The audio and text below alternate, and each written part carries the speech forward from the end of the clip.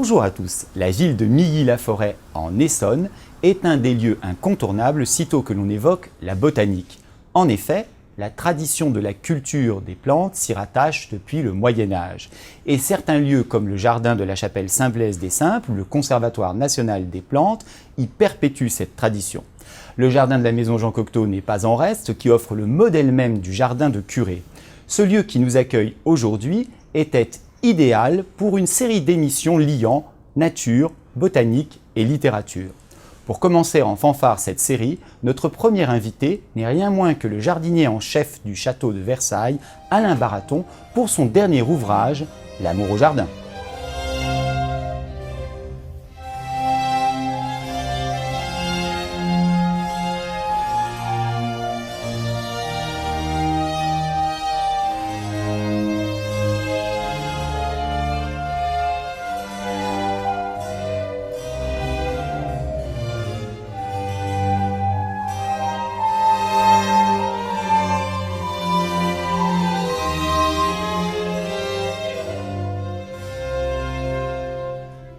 Alain Baraton, bonjour. Bonjour. Et bienvenue dans Du livre à lire. Alors je voudrais commencer cet entretien qui se trouve à nouveau dans le jardin de la maison de Cocteau en vous demandant, vous, comment vous avez fait, comment est-ce qu'on devient jardinier responsable du jardin du château de Versailles? Écoutez, ma vie est une erreur. Je suis le cinquième d'une famille de 7 enfants. J'étais un enfant qui, je crois, n'était pas désiré, car un jour j'ai demandé à ma maman combien d'enfants aurait-elle eu si la pilule avait existé. Elle m'a répondu 2, peut-être 3, certainement pas au-delà. Étant le cinquième, je ne suis donc pas né volontairement. Eh bien, ma carrière, c'est à peu près la même histoire. Je rêvais de me destiner à la photographie. Et en 1976, avec le vélo Solex, je découvre Versailles, je découvre les jardins, et je découvre qu'un poste de caissier est libre. Je m'inscris donc et je deviens caissier percepteur des droits d'entrée, on disait à l'époque. Magnifique. Voilà, bien sûr, pour encaisser tout simplement les droits d'entrée des voitures qui ont le droit d'accéder dans les jardins. Et à cette occasion, je découvre un parc extraordinaire. Imaginez 850 hectares de forêt, ça fait de la place. 350 000 arbres, des fleurs magnifiques, et surtout une histoire. Et je décide de rester tout simplement à Versailles. Mais je suis rentré à Versailles comme caissier. Je faisais payer les voitures. Et vous avez réussi comme ça à devenir aujourd'hui, avoir le titre prestigieux de responsable des jardins. Alors je raconte souvent, non sans humour, le pourquoi du comment, mais ce que je dis, il y a toutefois une part de vérité. Quand on a 19 ans, forcément, ceux qui vous dirigent sont des incompétents. Bien évidemment, cela est faux, mais à 19 ans, c'était ma vision du monde. Et j'étais insupporté d'être dirigé par des incompétents. Je n'en avais... Pléthore autour de vous. Mais il n'y avait que ça. Et j'ai donc décidé, avec le temps, tout simplement de me mettre au-dessus des incompétents pour ne plus être dirigé par eux, mais pour les diriger moi-même. Alors le constat que je fais après 38 ans de carrière, il y en a encore au-dessus de moi, mais là je dois avouer qu'il est très dur pour moi de les débarquer. Bien, alors en devenant jardinier responsable du jardin du château de Versailles, avec le parcours que vous venez de retracer, on doit faire quand même beaucoup d'envieux. Est-ce que c'est le cas? Est-ce que beaucoup de gens vous disent qu'ils vous envient et qui ont envie justement de prendre votre place aujourd'hui? Ils ne me le disent pas, mais je comprends parfaitement, bien évidemment, parce que le métier que je fais est un métier extraordinaire, c'est le plus noble d'après Voltaire, c'est un métier où nous intervenons sur un lieu riche d'histoire, imaginez, 400 ans d'histoire, ce n'est pas rien. Et puis c'est aussi un métier aujourd'hui très en vogue, nous parlons d'écologie, de biodiversité, d'environnement, donc j'ai eu la chance de pouvoir mêler l'utile à l'agréable, je m'occupe de la nature, je contribue, je l'espère, au bien-être de la planète, tout en me faisant plaisir, soigner les arbres qui sont les témoins du passage de tous les grands rois, empereurs et présidents. Alors, on vous reçoit aujourd'hui pour le dernier ouvrage que vous avez commis, intitulé L'amour au jardin. Et le titre peut être un peu trompeur au début, puisqu'on peut penser que c'est surtout votre amour des jardins. Et en fait, on devrait bien le lire parce que c'est réellement ça, c'est l'amour au jardin. C'est-à-dire que vous liez, on va être plus explicite dans quelques instants, mais le thème horticole, le motif horticole et le motif amoureux sous toutes ses formes, érotiques, parfois un peu plus, etc. Alors que vous êtes jardinier du château de Versailles, un peu dans les traces de Le Nôtre, vous nous invitez à une espèce de parcours comme ça. Comment vous est venue l'idée d'évoquer ce lien entre le jardin et l'amour sous toutes ses formes? Écoutez, comme vous le savez certainement, du moins je l'espère, j'ai aussi le week-end d'autres activités, j'officie sur les ondes de France Inter. Et je réponds aux nombreuses questions des auditeurs et souvent, je mets dans mes réponses une petite part de coquinerie. Et j'en ai déduit que la coquinerie était pratiquement présente partout dans le jardin. Et je me suis posé la question, suis-je ou non obsédé sexuel ? Eh bien, j'en suis arrivé à 2 constats. Le premier, oui, je le suis, mais tous les jardiniers le sont. Parce que le monde du jardin, c'est tout simplement un monde de lubricité, d'érotisme, mais aussi de tendresse, de passion. Et quand vous parlez de Versailles, dois-je vous rappeler que Versailles est un lieu qui est connu pour les maîtresses, les courtisanes. Absolument. Que serait Versailles sans la Maintenon, la Dubarry, la Pompadour et bien d'autres encore. Donc, le jardin est un lieu où toutes les formes d'amour peuvent s'exprimer. Et j'ai souhaité simplement rappeler que nous sommes tous, eh bien, j'allais dire, attirés par le jardin, pas seulement pour l'esthétisme, mais peut-être également pour tout ce qu'il dégage. Oui, vous l'expliquez bien, dès la page 9 de votre ouvrage, il ne peut pas y avoir d'ambiguïté. Comme vous l'écrivez, je suis un homme heureux et décomplexé, car si je vois du sexe partout, c'est qu'il est partout, j'en suis persuadé, et donc vous en voyez en particulier dans le jardin. Alors justement, votre livre lui-même, est-ce que vous pouvez nous éclairer sur le principe de sa composition ? Parce qu'on peut le lire dans un premier temps comme une suite d'anecdotes un peu disparates. Et en fait, si on le lit plus attentivement, il est vraiment organisé comme un parcours très très bien organisé. Et il m'a rappelé, dans un genre différent, ce fameux livre de Louis XIV, où Louis XIV donne des conseils pour visiter Versailles. Est-ce que vous pouvez nous dire comment vous avez composé la structure de ce livre ? Déjà, ce livre est parti d'un constat. Si aujourd'hui nous avons dans nos assiettes quantité de plantes, c'est tout simplement qu'elles étaient pour la plupart entourées d'une réputation d'aphrodisiaque. Qu'en est-il vraiment ? J'en profite pour le rappeler. Mais je vais vous citer un exemple tout bête, l'artichaut. L'artichaut est un légume que nous connaissons tous. Absolument.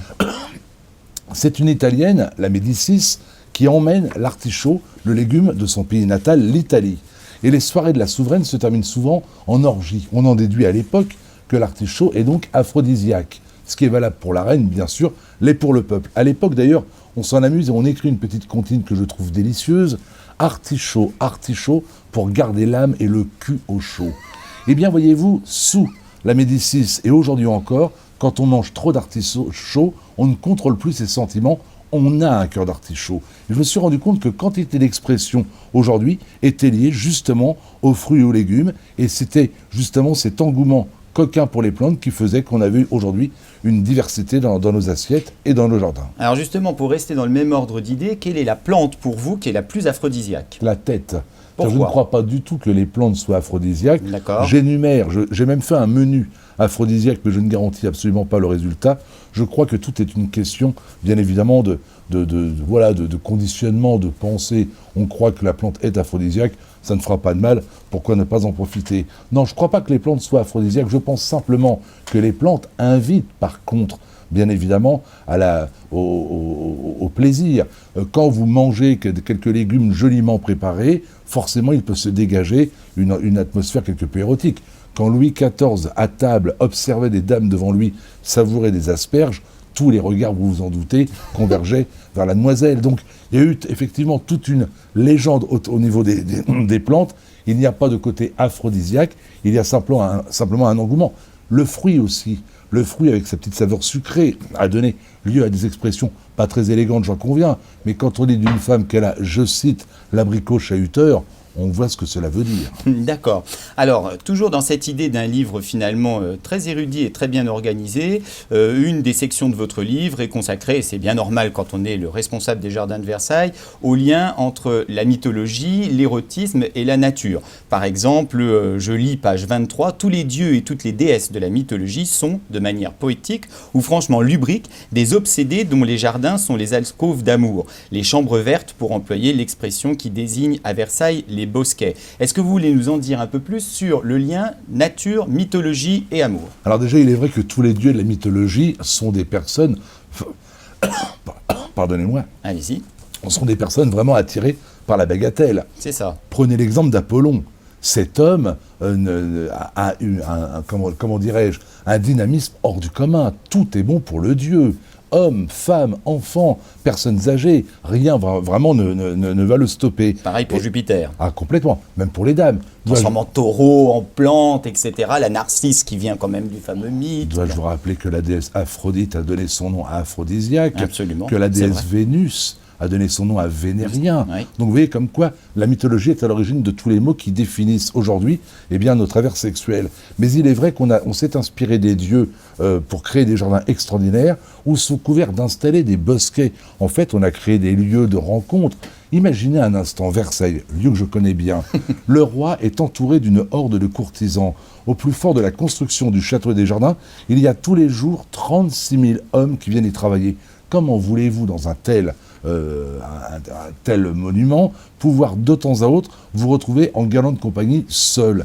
Eh bien, le roi demande de créer des jardins où il va pouvoir enfin converser avec telle ou telle marquise, protégé par un épais feuillage, sous prétexte de venir voir justement une statue de la mythologie. Donc, la mythologie, le jardin, son histoire, tout est lié. Tout est toujours érotique. La mythologie a bon dos, si vous me passez l'expression.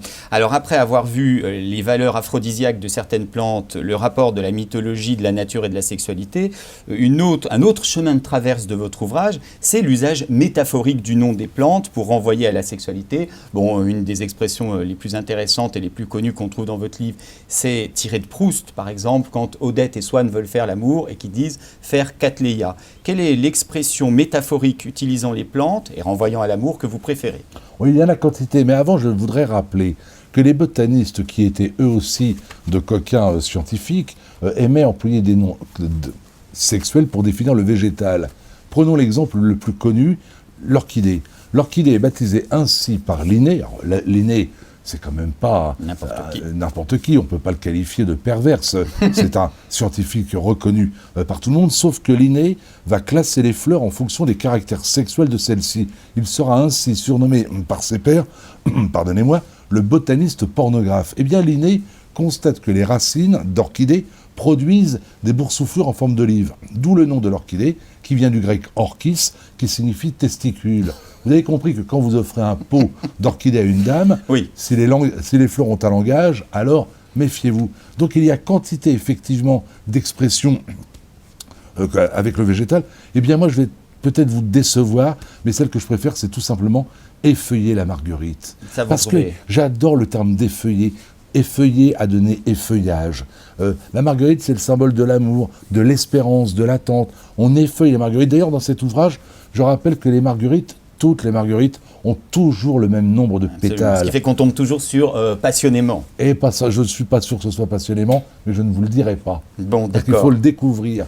Alors, toujours en restant dans le domaine des fleurs, vous donnez en particulier un nouvel éclairage sur le titre du fameux recueil poétique de Baudelaire, Les Fleurs du Mal, que je souhaite quand même lire. Donc, page 89, vous dites « Tribade, qui se fait respirer par une autre femme, qu'elle respire à son tour. L'expression date de 1856, époque de la publication du livre de poésie de Charles Baudelaire, dans lequel les femmes aux mœurs saphiques sont chantées sur le mode ionien.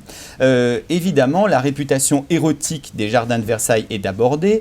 Quelle est pour vous l'anecdote la plus révélatrice à ce sujet? Qu'est-ce qui s'est passé de plus érotique pour vous dans les jardins du château de Versailles? Il me faudrait des heures pour tout vous expliquer. Choisissez-en une. Oh, je vais en choisir une, qui me vient à l'esprit. Peut-être Madame du Barry. D'accord. Un instant, Monsieur le bourreau. Alors, quel était son drame? Voilà. Là, nous sommes en 1770. Elle est couchée avec le roi.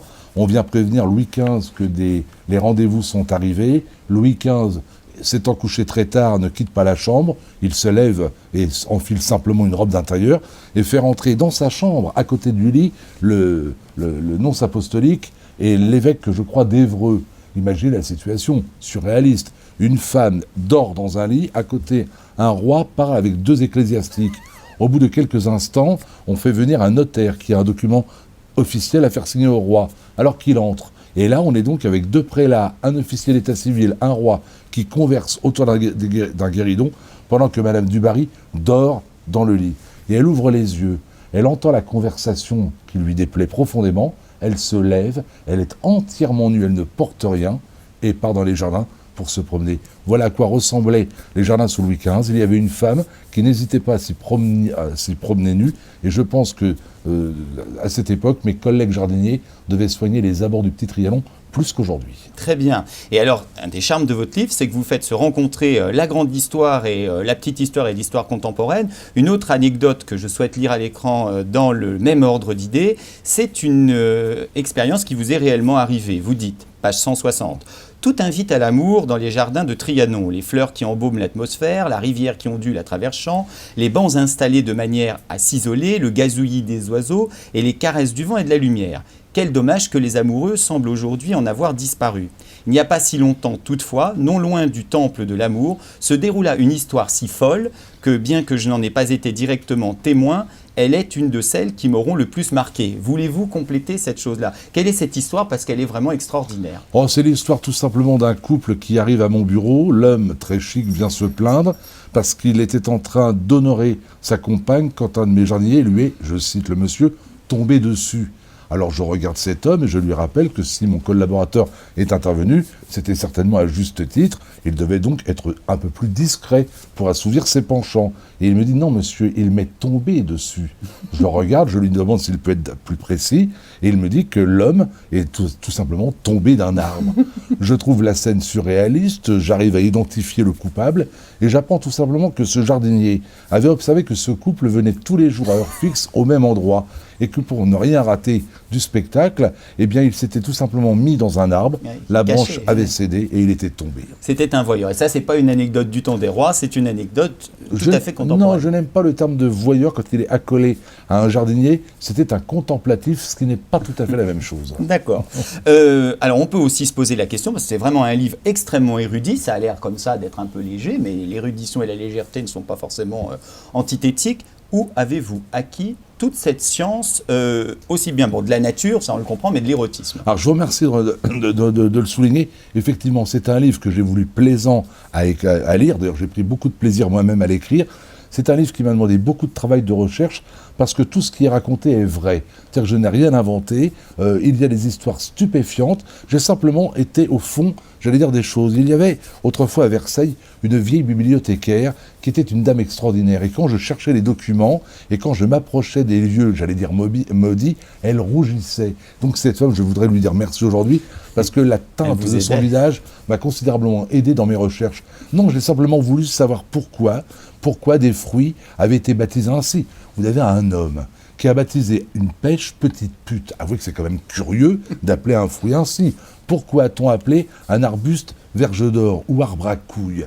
Pourquoi y a-t-il autant d'expressions qui définissent le monde du jardin? Pourquoi les dieux, tous on en parlait tout à l'heure, Apollon, Hyacinthe, Éole, tous sont des obsédés sexuels. J'ai simplement voulu voir le pourquoi du comment et j'en suis arrivé à la conclusion parce que tous vivaient dans un jardin, que c'est le monde du jardin qui donne simplement envie j'allais dire, de vivre intensément. Et je constate d'ailleurs qu'il n'y a pas que les plantes et que les jardiniers qui ont une sexualité débridée, mais même les animaux qui vivent dans le jardin. La sexualité du hérisson, de la coccinelle, voire du rouge-gorge est complètement démente. Vous avez montré que la coccinelle est un animal, pas du tout un animal innocent. C'est une bête à bon Dieu. C'est une bête de sexe. C'est ça, voilà. Madame Coccinelle a un appétit hors du commun, elle apprécie les amours de groupe, et quand je dis de groupe, de groupe très important. D'accord. Alors finalement, vous réalisez un peu l'idéal du grand siècle, qui était de plaire et d'instruire, plaquérer, docérer comme on disait. Mais j'aimerais achever cet entretien par une réflexion tournée vers l'avenir. Vous êtes un amoureux des mots, ça se voit aussi dans ce livre. Et à la fin de votre ouvrage, on voit qu'il y a une espèce de regret, une espèce de crainte de voir justement, par une espèce de normalisation du langage, une espèce de globalisation du langage, toutes ces expressions savoureuses, entre autres liant nature et sexualité, disparaître. Comment vous voyez évoluer justement les rapports de la nature et de la sexualité dans le langage en particulier? Je suis quelqu'un de très inquiet. Depuis qu'on a créé Internet et tous les réseaux sociaux, je crois que les hommes n'ont jamais été aussi seuls. Les jardins autrefois étaient des lieux de rencontre, des lieux de rendez-vous. C'était charmant finalement. Eh bien les jardins sont redevenus, j'allais dire, des lieux exclusivement réservés soit à la culture, donc à l'histoire, soit pour permettre aux enfants d'apprendre à marcher. Cela est dommage et je peur que notre société devienne une société aseptisée. Quand je raconte mes plaisanteries douteuses lors des conférences, et Dieu sait si j'en fais beaucoup, je constate que les personnes d'un certain âge rient beaucoup plus que les jeunes. Aujourd'hui, parler de sexualité, parler de coquinerie, c'est devenu, j'allais dire, déplacé. Quand vous parlez du sexe, c'est devenu un gros mot. Eh bien moi je récuse, je crois que le jardinier est un homme libre, je crois que la sexualité fait partie du plaisir, que l'on se doit d'en parler avec humour, avec tendresse, avec coquinerie, mais sans jamais vulgarité. Je crois réussir dans ce domaine, je suis souvent osé, jamais vulgaire. Quelle est la dernière expression que vous ayez apprise concernant le lien de la nature et du sexe, même une expression contemporaine? Oh, il y en a tellement, parce qu'il y a tellement d'expressions que je trouve absolument merveilleuses. Mais revenons à cette époque d'adolescence où je rêvais avec ma fiancée découvrir les feuilles par le dessous. Voilà, c'est une expression que l'on n'emploie plus du tout et je trouve ça un petit peu dommage. Aller demander aussi aux jeunes ce que signifie manger les pissenlits par la racine. Oui. Il y a un tas de mots qui ont disparu. Je reviendrai à celle que je vous disais. Effeuillons la marguerite. Voilà, je crois que ça, au moins, l'image est restée et que c'est une expression qui va encore durer. Mais enfin, je le souhaite. Eh bien, écoutez, Alain Baraton, nous vous remercions beaucoup d'être venu dans Du Livre à Lire. Vous avez montré que les sujets les plus légers peuvent être traités extrêmement sérieusement et vice-versa. Merci beaucoup, Alain Baraton. Nous disons à nos amis téléspectateurs au prochain numéro du Livre à Lire.